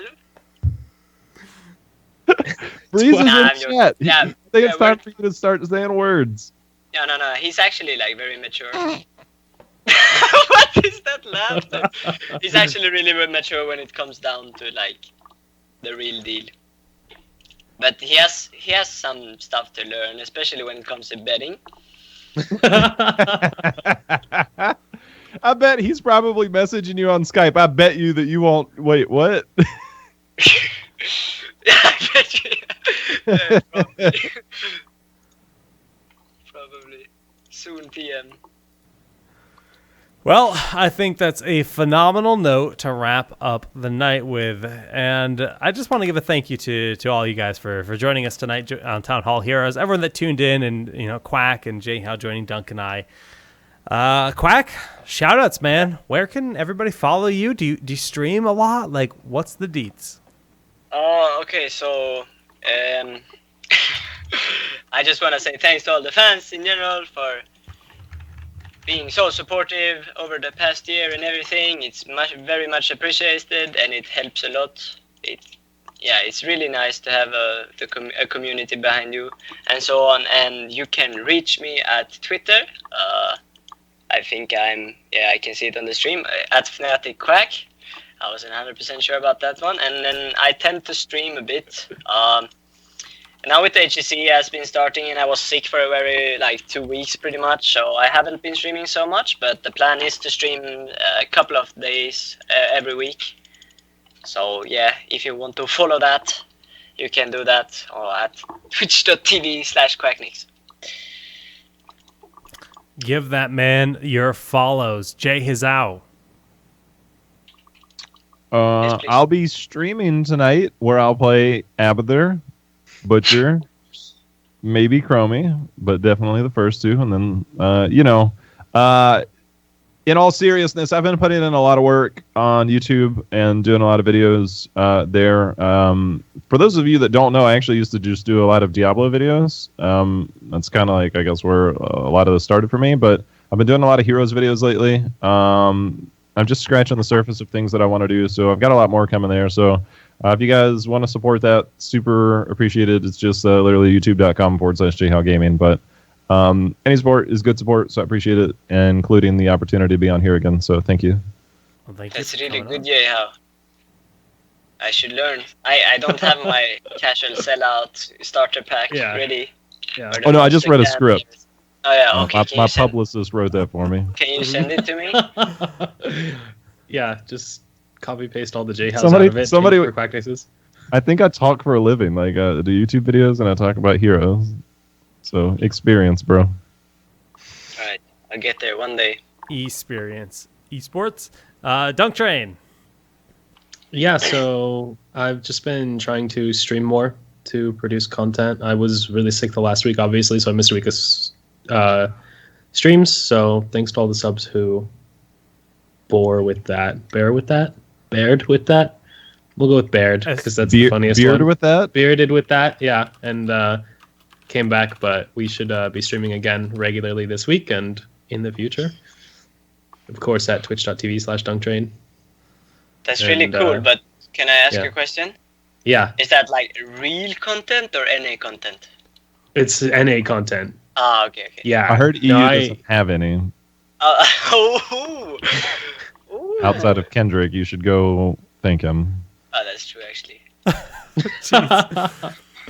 Feels bad, man. Well, I just got to give a shout out to everybody that joins me here on the show. Many weeks out of the year, the show wouldn't be what it is without pro players like Quack joining in, and then community members like JHow, and of course my co-host Dunk joining me every week. Very, very thankful to have you guys help create this show.